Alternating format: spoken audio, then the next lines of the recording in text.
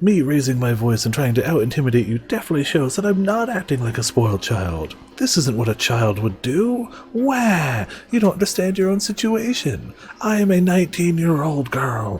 You letting your emotions cloud your judgment without putting any thought into your future. No, Dad, you're the one who doesn't understand. The father-daughter argument was getting more and more heated. Dad was clearly furious. Minorikawa shifted closer, curious to see what might happen next. Then he saw the daughter's face and gasped out loud. Oh, hey, I know you. Wait, you're on TV, right? The father scowled up at him. You must be mistaken, he said gruffly. No, I'm sure of it, Minorikawa said. God, what show am I thinking of? The young woman seemed disconcerted by his enthusiasm. Who was she? That's something they never really go back into. Sasayama mentions it too. He called out to a waitress who was passing by. Hey, miss, do you know this gal? She's an actress, right? It's right on the tip of my tongue. The waitress ignored him, but Minorikawa was undeterred. I know this. Weren't you in one of those TV dramas or something? Minorikawa is probably thinking of a series starring Masami Nagahama, possibly Operation Cocottes, The Last Frenchman, Touched by a Tuna. What? Sailor Moon Pies?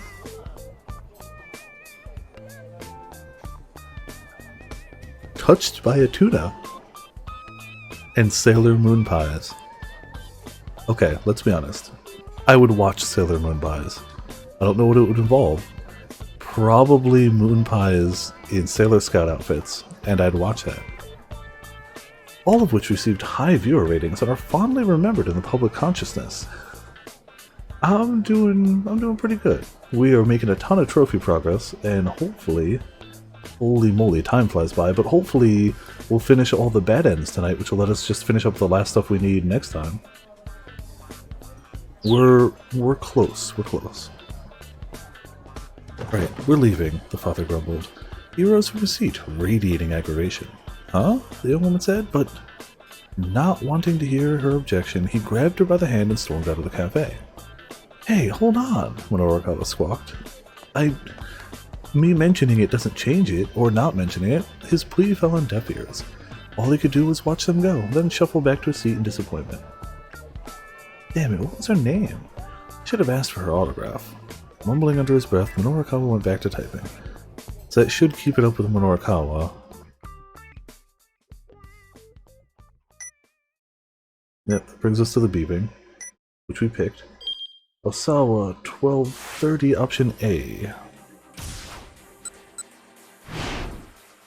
So this is just going to be another... We got to set up a boatload of stuff that we normally wouldn't set up just to have something bad happen to Kano.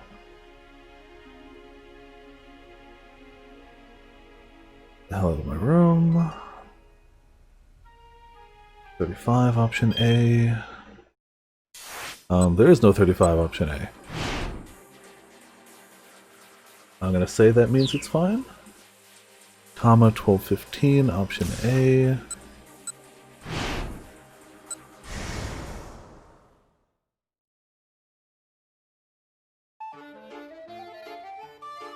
Kano 1225.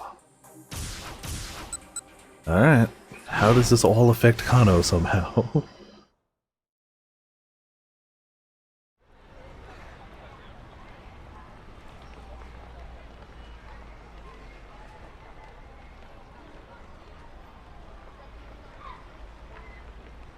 Last time we got him stabbed. What now? I feel like the phrase fundamental dick dictum is something you could only hear in this game. Oh. Wait, is Minorikawa around? How did we not hit, like, any bad endings with this music the first time through? We've lost sight of it completely, a voice said out of nowhere. What? Kano spun around. It was Shizuo. Narumi was with him. This is true, he did call us it. Sir, Kano stuttered, weren't you supposed to be waiting at the cafe for... There was some lowlife there, so we left. Rumi's dad looked plenty mean under ordinary circumstances. Right now, he looked like a man possessed. Oh, I beg your pardon. I'm still on duty at the moment. I'm going back home, Shizuo huffed. You're not marrying my daughter. He turned to walk away. No, please, just wait. I'm done waiting. Now I'm going home. Please don't do this. Just hear me out. I've heard all I need to hear from you. Rumi, we're leaving. Dad, please. Goodbye. Seizing his daughter by the hand, Shizuo stormed off without another word, dragging her behind. Shinya, she called out over her shoulder.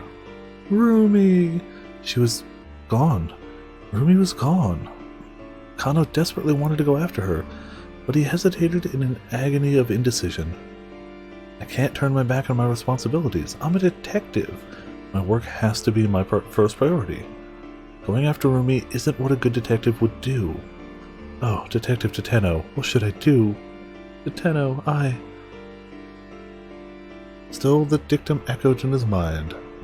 Never lose sight of what you're supposed to protect, ever. Never lose sight of what you're supposed to protect. Never lose sight of what you're supposed to protect. I mustn't run away. I mustn't run away. 6 months later.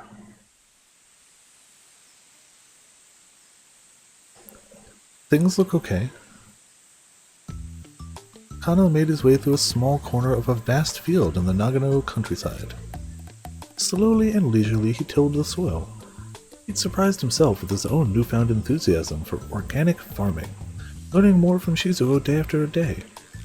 His father-in-law had taught him the ways of farming from the ground up. That's where you should start with farming. While things had been rocky between them at first, their friendship was now growing stronger. Pausing to wipe his brow, he smiled at the acreage around him. He looked forward to tending the crops he'd sown until harvest came around. If he stayed on as a detective, he might well have never known the joy he now found in his work.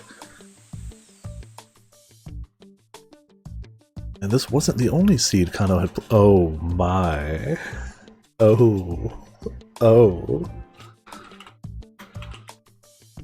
Oh, I put it in the wrong spot. I typed it in the Word doc. Yeah, there you go. That's what I meant to do. I can click and type things.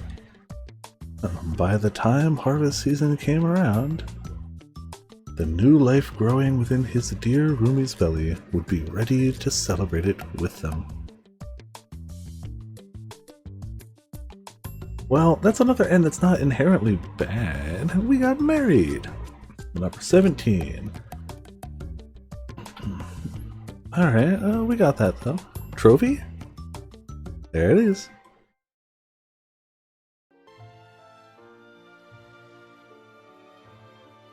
We will probably be able to finish these tonight. 1, 2, 3, 4, 5, 6, 7 left. We've been powering through these. Assuming none of them are super hard. 16. Aki 1105. Think of how long it would take to go back through all these and fix the story if we needed to go forward. Option A.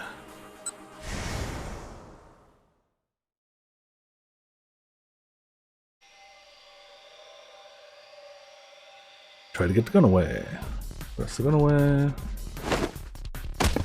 Reached out with both hands, attempting to knock it to the floor. Man's grip on the weapon was stronger than he expected, however, and he shoved Aki away with surprising force. Which is why I'm kind of glad we started from the bottom. It did give us 1 or 2 issues, but I feel like overall it was the right call. Otherwise we'd have to, after every ending, fix it and then move forward. That's just not... The gunman's posture radiated a ferocious determination. His eyes, though, were like a dead man's, wide and hollow. It was unsettling, to say the least. Who the heck is this guy? Hitomi, Aki shouted. Get out of here, now! But Hitomi was rooted in place with terror. Run! Snapping out of it at last, she bolted for the door. She paused in the doorway to look back at him. Aki, what the hell are you waiting for? Aki snarled. Get out of here now! Finally, Hitomi slipped out of the building. At some point, the assassin had managed to snatch up a beer bottle in his free hand. Uh-oh. Oh, Aki tried to duck, but he was a hair too slow. The makeshift weapon caught him in the left ear. He staggered, his head spinning, barely able to tell which way was up.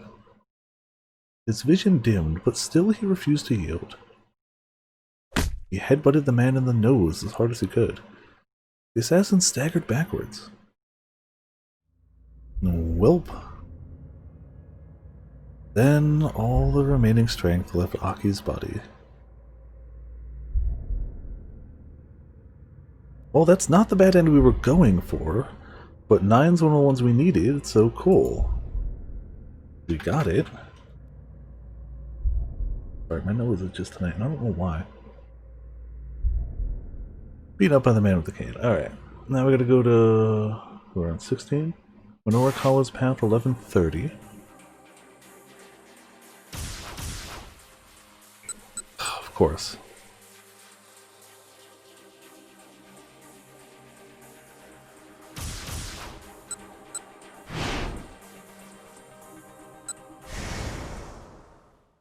Then how... Alright, hold on. We'll do this one first.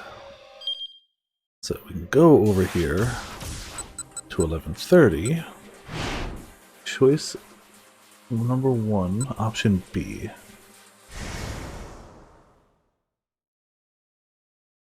I wonder if when it lists a bunch like this, it could be either of them, but I'm just assuming it means both of them. But the fact that one cancels out another, I don't know. All his contacts from back to staff report it is. And we'll continue this to see if it's a bad end too. Emergency alert, come to Heaven Publishing ASAP. If not, someone is going to die. Minorikawa. Message might have been extreme, but it was technically true. Still, he was taking a risk, hoping that someone would react to the email in time. As it turned out, he got a response before too long. If this is about Toyama, no can do, sorry. The bluntness of the reply made Minorikawa wonder. Had Toyama been busy burning bridges? Before long, 2 more responses came in, but they both contained a similar answer. No dice then. Waiting around for someone to turn up to help save the day was probably a waste of time. Without any other real options, Minorikawa decided to call up Chiaki. Okay, so it's probably the same. I mean, he did it to himself. Like, it's a shame, but like, he did it to himself. Alright, so be there. Aki, 1105. A.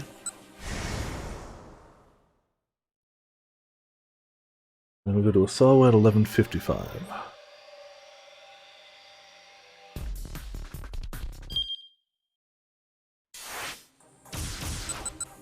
Well, we'll see if we make it to 1155.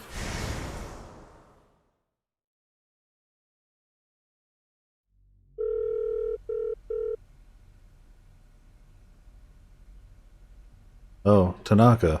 Haven't seen him alive in a while. Very weird. Images. I wonder what's different here because of those. Like, it's him showing virus pictures. Like, what's different?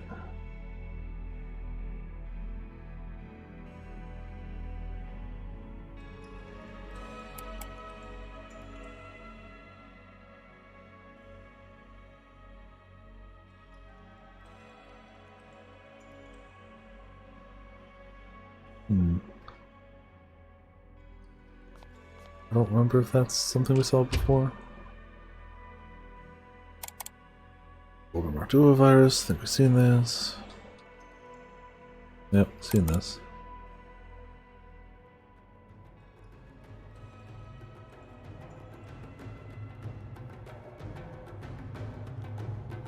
Yep, no, we've seen it then.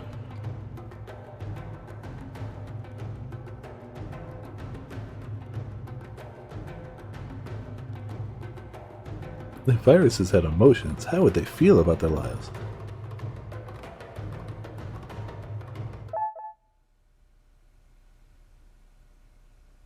Emergency alert. Come to Heaven Publishing How did... Why... Why is he one of his contacts? If not, someone is going to die. Minoru Minorikawa. Now I see how those connect at least, but why does he have his email? Saul wasn't familiar with either of those names. He wondered if it was related to the mysterious emails he'd received earlier. Or maybe the sender had some information about the kidnapping. The fact that the message had been signed with a real name instead of a pseudonym, along with its obvious urgency, certainly gave it an air of truth. And the words "someone is going to die" filled him with a wave of panic. Maria! There was no time to waste. In a rush, he found directions to Heaven Publishing on his computer and then slipped out of the house. Okay. It took a good while to find the way to the multi-tenant building. The signs in front showed that Heaven Publishing occupied the 3rd and 4th floors. Osawa took the elevator to the 3rd floor. He peeked inside the offices there, only to find the entire place empty. The 4th floor was likewise deserted. Oh. There was a rope dangling from the ceiling, tied off into a noose. It all seemed rather sinister, but Osawa had no idea what it meant. He waited a good 30 minutes, anxious the whole time. The half hour turned to an hour, and then to 2. It seemed that no one was going to turn up. Osawa headed back to the 3rd floor. He decided to wait there for 1 more hour. But now he was committed. The extra hour turned into 2. Exhausted, he dozed off in his chair, and when he came to, it was close to sundown. Sunset already. He gazed out the window, the haze of sleep still clinging into his mind. He had the feeling he was forgetting something important. The sight of the sun quietly setting over the cityscape made the crisis of life feel strangely distant.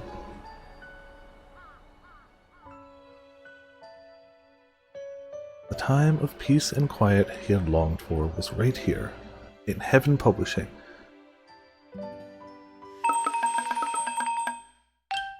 Escape from reality. Yeah. Alright, got one though. 16's checked off.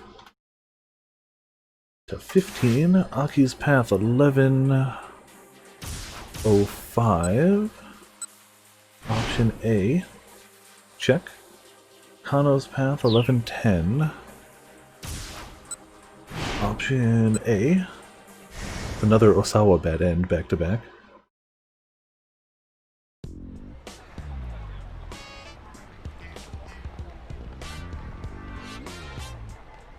Alright, we've already seen that one through anyway. Now we go back to Osawa. 1145. Okay, so we gotta go past this. Shouldn't matter what this answer is. We just gotta get to 45.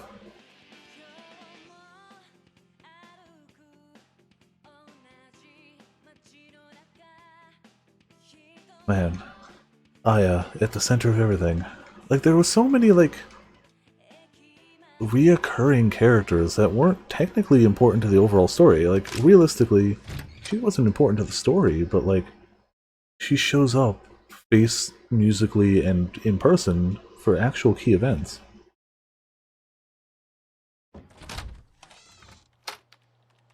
Like, it would have been crazy enough if they just had all the stories of the main characters intermingle so well, which they did, but there's so many other, like, little side characters and stuff that still keep showing up. It really does make it feel like they thought about the world as a whole instead of just, how do these 5 to 7 people interact? What happened? Yes, it turns out that your other daughter, Hitomi, has been abducted by an unknown party. Oh, okay. She's been abducted by Aki. So is my world. What are you talking about? Maria's the one who's been abducted. No, sir, you don't understand. I'm saying that Hitomi has also been abducted, in addition to Maria. Don't be ridiculous. The night before, his daughter Maria gets kidnapped, and this morning, his other daughter Hitomi gets carried off when she goes to deliver the ransom. He'd never heard anything more outrageous in his life. Sorry, sir. A detective was with her, but the police went on to explain that Hitomi had somehow managed to end up all by herself. And while she was alone, several individuals had forced her into a car. Oh, it's not Aki. Osawa could barely comprehend what they were saying. His mind was in a fog. The detective's words seemed to grow quieter and quieter. Osawa's strength drained from his body. His ability to process external stimuli began to drift far, far away. It's not possible. It can't be. Could no one keep them safe? Not me. Not anyone. My girls, they told me, Maria. It's not true. This is all just a bad dream. Some kind of sick joke. It's not true. It's not. It's all just a bad dream. It's a lie. It's a twisted joke. Someone made this all up. Stop it. Stop it. Stop saying this. I don't want to hear it. Tell me. It's all a lie. Tell me it isn't true. Tell me now. Please tell me this is a... Did what I could. Slowly the ceiling began to spin. Then Osawa's vision went awash with white. Bad end. Alright. 15. Worst case scenario. Check.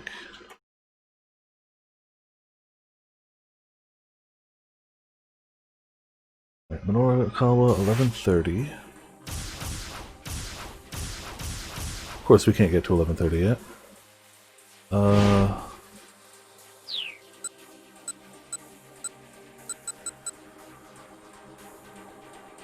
Do we have to change for that to be right? I don't think this one matters, but I'm just gonna try and... Yeah, Osawa has quite a few bad ends where he just breaks. There's too much happening and he just simply breaks.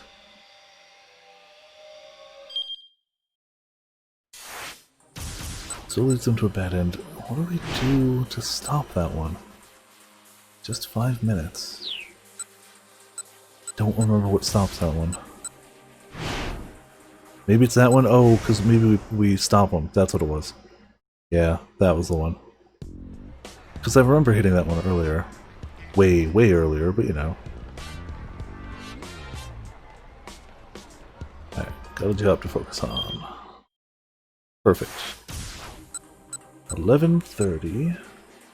We're on 14. Second choice option A. So we just pick the wrong person to interview. Go to center guy. Go to the... yeah. And we know that's not going to go right. Once we get started, things might be too busy. Yeah, don't even think we're doing anything stupid while I'm gone. Got it. Bye. Hope nothing goes wrong. I'm sure it won't. Preparations for Burning Hammer sales and drink demo seemed to be well underway when he arrived at the Nokane building. Norikawa could hear voices from somewhere ahead as he made his way down the corridor. I'm just realizing now, is the Nokane building the same building from Steins Gate? Maybe not. I haven't played Steins Gate in a while, or watched it. I should. I have it. He knocked on the door and a tired-looking man poked his head out. Yes, can I help you? Hi, my name's Minorikawa, and I'm a freelance writer. I'd like to interview you about Burning Hammer. Huh? Oh, an interview! The man's face lit up with an enormous smile. Are you the person in charge, then? Minorikawa asked. That's me. Name's Mr. Bossman.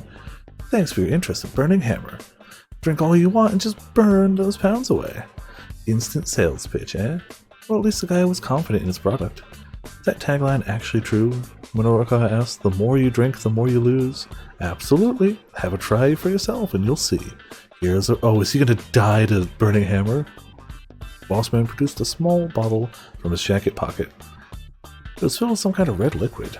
So this is Burning Hammer, huh? Oh no! Yes, and I don't mind telling you it's a fantastic product. The proud smile on Bossman's face spread from ear to ear. Oh yeah, he won't die. Minorikawa opened the bottle. Oh hey, Bossman said quickly. Before you drink that. What? You're not in an empty stomach right now, are you? Minorikawa blinked. What? Well, it's just, if you drink the product on an empty stomach, how do I put this? There's some minor health... Excuse me. I mean, it's just the body might not, it's just, Look, don't sweat the details. It's fine, Minorikawa said. I didn't have any breakfast this morning, but hey... He tipped the tiny bottle back and drained it in a single go. It didn't taste bad, really. In fact, it didn't taste like much of anything. Not much flavor, huh? He said. Well, yeah, it starts out that way in the beginning. Are you feeling alright? Alright, how? Just, alright. Are you sure you're feeling fine? Look, what is it? Minorukawa asked. If you want to say something, just say it. Alright then. So it turns out that if you drink it on an empty stomach, some nasty stuff can happen. Nasty stuff? Meaning what exactly? Well, let's see. First there's a tingling sensation in the tongue. Indeed, an uncomfortable tingling was starting to spread along Minorukawa's tongue. After that, your whole body starts to get hot, like whoosh. Minorukawa felt a flush spread across the skin. You'll start sweating all over. Sweat was practically streaming from his pores. A sort of steam will start coming out of your ears and no...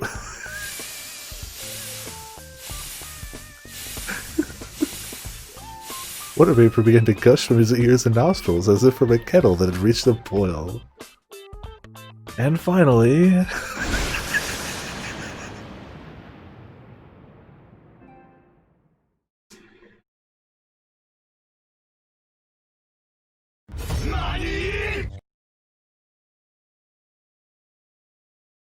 Before Minorukawa could hear what the last thing was, his body launched into the air like a rocket. His head crashed into the ceiling and crumpled right back to the floor. It felt like his heart might shoot out from his throat at any moment. Yeah, it goes kinda like that, Bossman finished. He looked down at Minorukawa with pity in his eyes. It goes kinda like that? What the hell are you thinking selling something like this? Well, it's just... This isn't a diet aid, it's a death trap.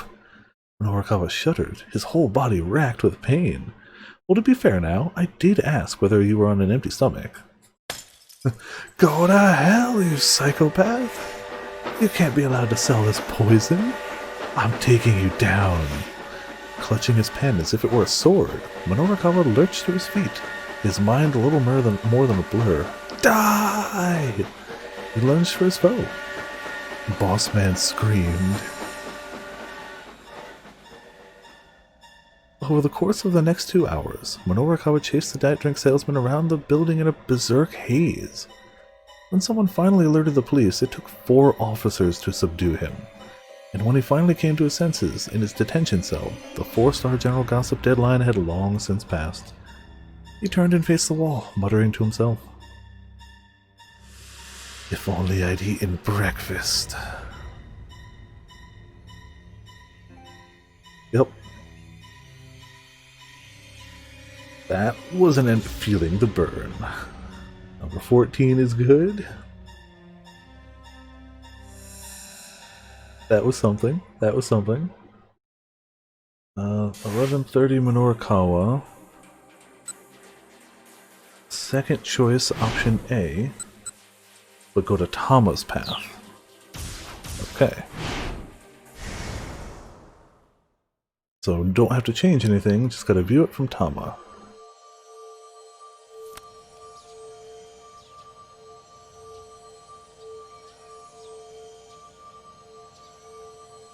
I'm so glad that my worry that maybe Bossman was somehow involved in like Alpharad was false. I would have been actually devastated. Legitimately, I would have been upset. And I'm so glad that wasn't the case. He's just Mr. Bossman. He's what he is. It's still weird that the last we see of him is him being dragged away from a urinal fight.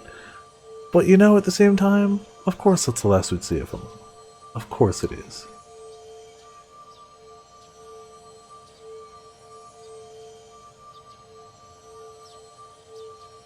Oh, so Tama's gonna find those two chasing each other around, right? That's definitely how this has got to play out. She goes there and spots them. Berserk rage.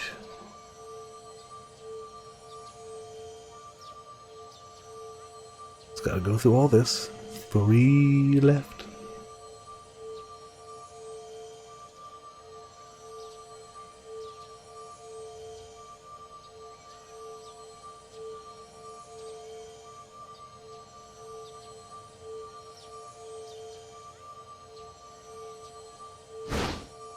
Also, No, he just rented it from the place. I was like, how did he end up with a sentient AI cat suit? But he rented it. Why they rented it out is a good question, but whatever.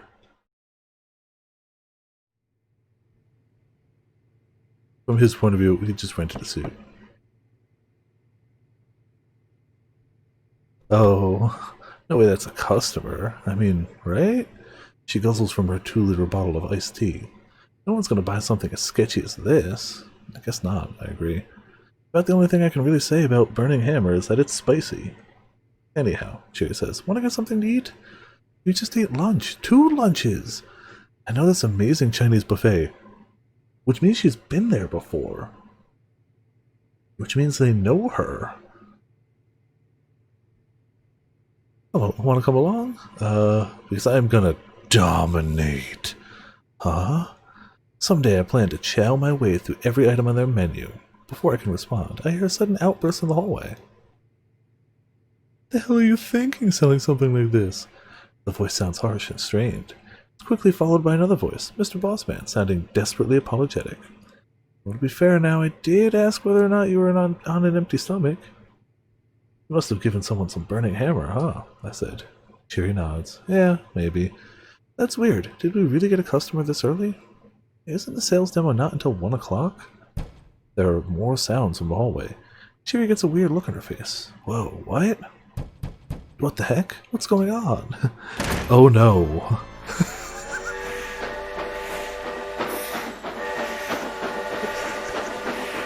Suddenly a man kicks down the door and bursts in, shrieking like a madman. His face is flushed, steam is erupting from every pore. Cheery and I can only stare, frozen with bewilderment as he rampages around the room, smashing everything in sight.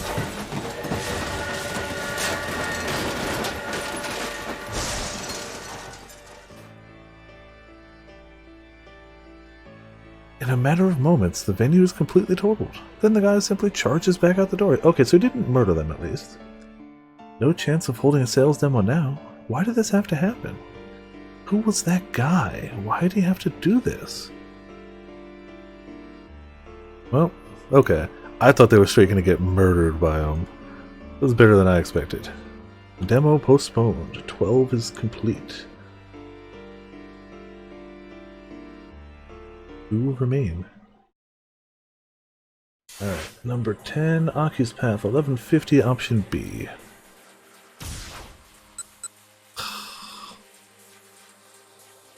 I gotta fix the timeline somewhere along the line. It's all in Arakawa, isn't it? Right? He's basically the linchpin again. That should work. Aki. Good. Yeah, it's all him. Option B, which we never picked before. Put together then, does that work for you? Please, we have no idea who or what we might run into. Tomi gave us the light nod. Alright, oh, this is where she gets kidnapped and Osawa hears about it. Let me go first and you follow, okay? Got it, Aki replied. This should be the last one for this chapter block, and we should have missed just one in the initial block. Aki waited to see Tomi started walking, then followed her at a distance so it wouldn't look like they were together. She headed straight for the van. And there you go. Yep. 2 men got out of the car, neither of them Japanese. Aki picked up his pace in case he needed to close the distance fast. One of the men approached Hitomi and said something to her. She gave an affirmative nod. Suddenly the 2 men grabbed her from either side. They dragged her to the van and shoved her into the back seat. Aki broke into a sprint. Of course it was a trap. He couldn't guess what their whole plan was, but kidnapping Hitomi was obviously part of it. But before he could reach the vehicle, the doors slid shut. The van sped off an instant later. Aki reached after it. He ran as hard as he could, thinking of nothing else. He couldn't give up now. Couldn't let things end like this. He'd made a promise. No quitting halfway. And no turning his back on someone in trouble. But the car kept getting further and further away. Before long, it was just a blue speck that vanished into the cityscape. No! Alright, that should... Aki never saw Hitomi again. Short, to the point, simple.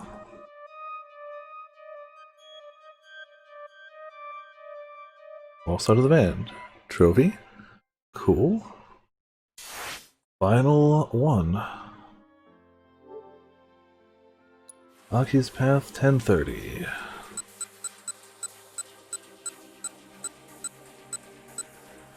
Option A. Or option B, sorry, which means I was right.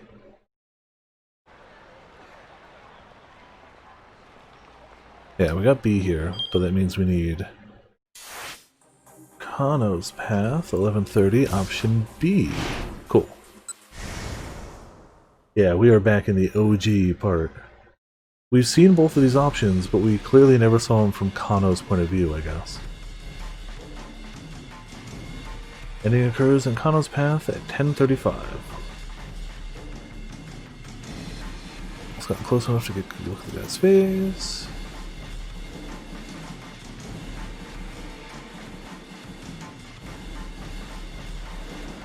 Back to Scramble, took up his post again. He told me he was still standing at the handoff point. Oh, so we're gonna stop Aki, I guess. Staring wordily in the direction the suspect had fled. No doubt she was wondering why all of a sudden the police had decided to let the guy go. Kano jogged over to Hitomi, but before he could reassure her, hi-ya! Or that happens, a sudden blow from behind sent him sprawling to the ground. Kano's mind flooded with rage as he scrambled back to his feet. What the hell? He spun around to find himself grappling with a belligerent young man. What the hell's your problem? Kano snapped. What the hell is your problem? The stranger shot back. Let go of me. You let go of me first. After you let go of me, sure. You first, pal. Don't call me pal, man. Don't call me man, pal. The crowd had begun to stare. Not good. Here he was causing a scene in public, and blowing his cover in the middle of an important case. This was neither the time nor place for some dumb random quarrel. Even as he came to his senses, Kano felt the strength ebb from the stranger's grip. He pushed the man away and quickly turned back towards Hitomi, who was gone. She was gone. He scanned the area for any sign of her, but she had vanished without a trace. So I think we've seen this, but from Aki's point of view. Yuze's mobile command center had also disappeared. What did I miss? The blood drained from Kano's face. The investigation had left him utterly behind. There wasn't even any signal on his radio. They must have switched frequencies while he was caught up in the tussle. Kano turned back to confront the troublemaker. He was gone too. Kano spun on his heels, searching, but the young man was nowhere in sight. The attaché case, Hitomi, the troublemaker, he'd lost all three. Right out of the starting gate, he'd bungled the entire operation. He should have left a Tendo to look after Hitomi and gone after the attaché case himself. What the hell was he doing? Kano felt his self-confidence ebbing away like water. Maybe it's time to move back to the sticks. Maybe Tokyo's too fast-paced for a screw-up like me. He had no idea what to do next, and so he just stood there, frozen, already drafting his letter of resignation in his head. And that should be the final ending. Bad ending. Lost sight of the kidnapper. We should have one. And then we should have two. The worst is worst is over. We're now 67% through. 1, 2, 3, 4, 5 trophies left. Alright. What the heck do we have left? Don't really care about looking up what we got left because we've done the work. It should all be stuff.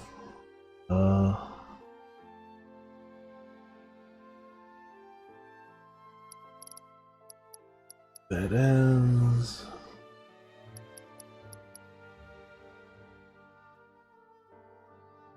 I thought this was in order, but it might not be. Yeah, what the heck are these two? These three. I skipped over bad times.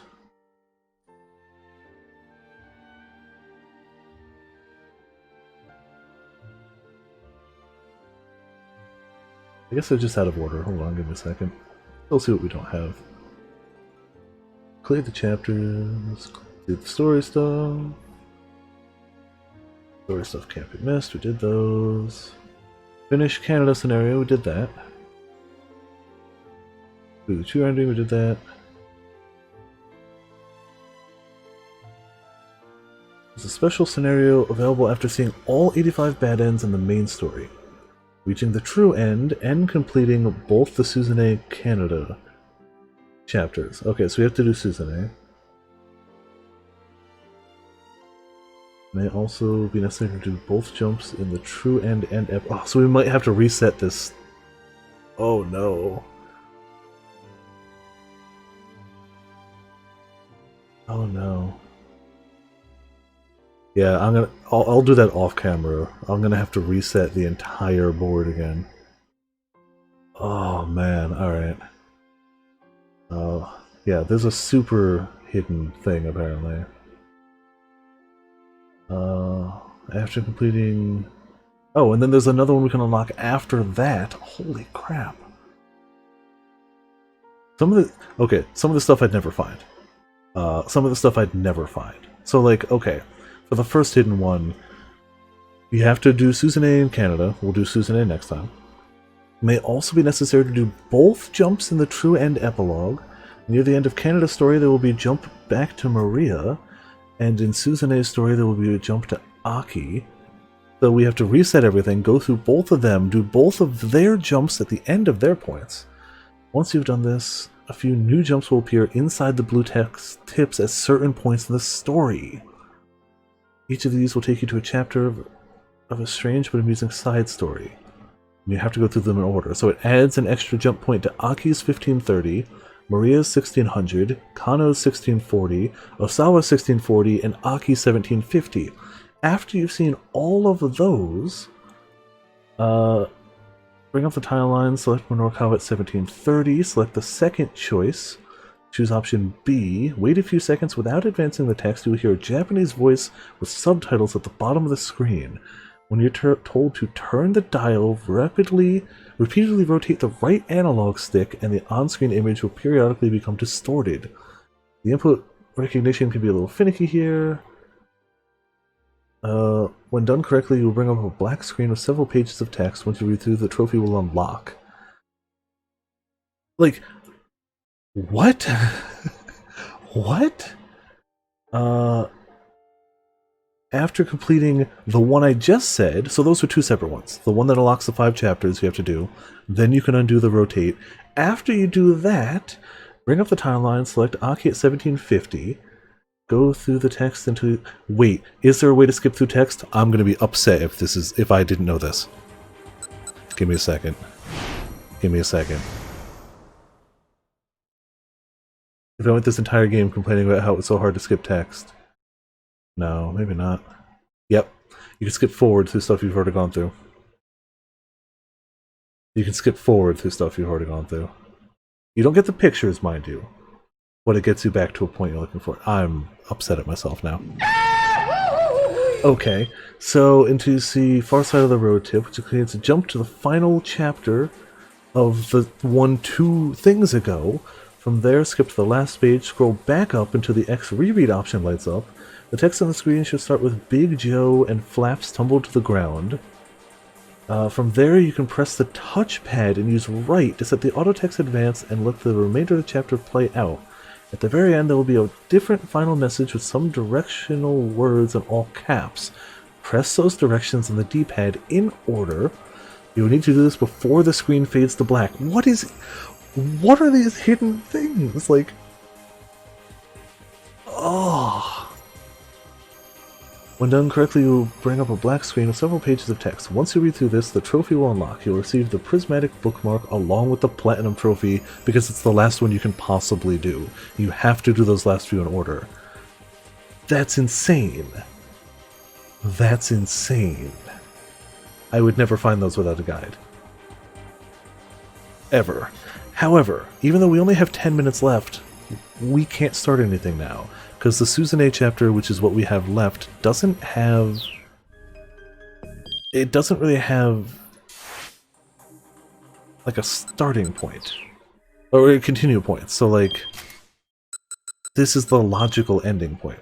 Next time we go through the Susanoo chapter, the other thing to remember, and I'm gonna forget when it happens, is that in the Susanoo chapter, we have to look for one of these. And if we miss it, we have to go through it all again. That's gonna suck. It's gonna suck a lot if we miss it. But we are really close to the platinum on this. If Susanoo takes the same amount of time as Canada did, it'll be 2 streams. If Susanoo is a much shorter chapter, we can do it in 1. I'm going to assume it's about the same length, it'll take 2 streams. And we'll finish it fairly early in that other stream, assuming I remember to reset the timeline. We'll see if I do. I should do it now. The smart thing to do would be to cut the stream here, fix the timeline. But what I'm going to do is cut the stream here, make myself some late night dinner, gather some more stuff in 14, and forget about this for a week, so I come back next time and go, oh no, I've messed up. Let's be honest here. That's what's actually going to happen. But the last time I was at the store, it's not even procrastinate, it's forgetfulness. And it's knowing that I'm hungry now, and I got...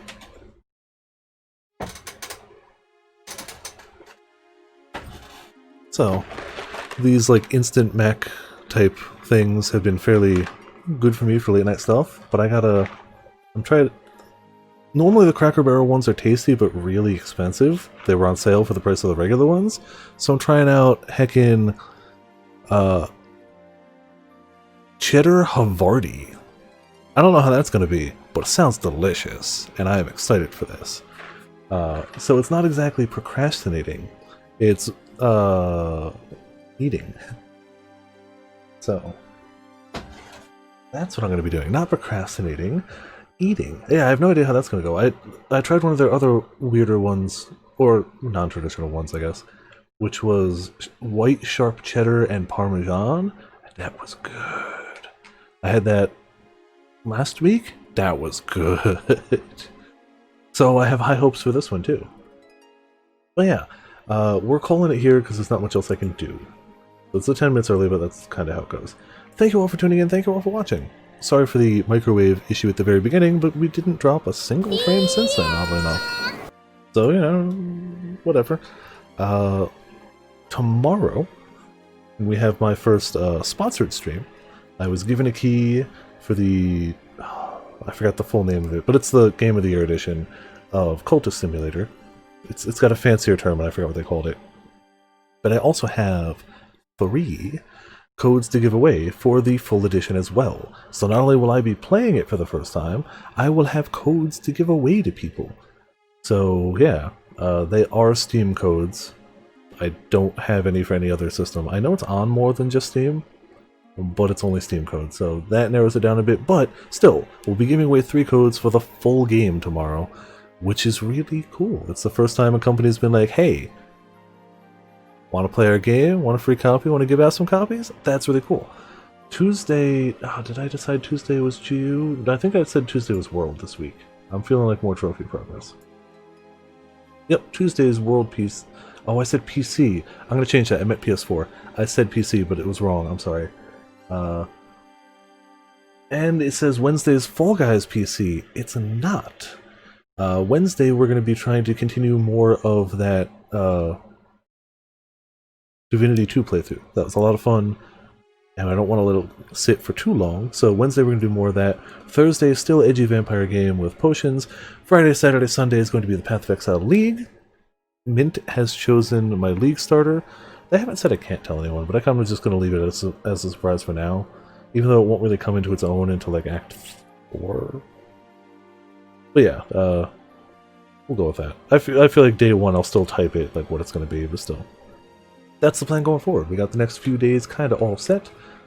Thank you everybody for hopping by. Let's see if there's any raids we can do tonight. Sunday. I feel like Sundays are usually a slower day for raids. Do you know what? We'll toss it to Zelf, who's playing Smash, even though we'll probably toss it to Zelf tomorrow too. So, we'll raids off. They are smashing up. We got ourselves a monster, a quote, a Discord, and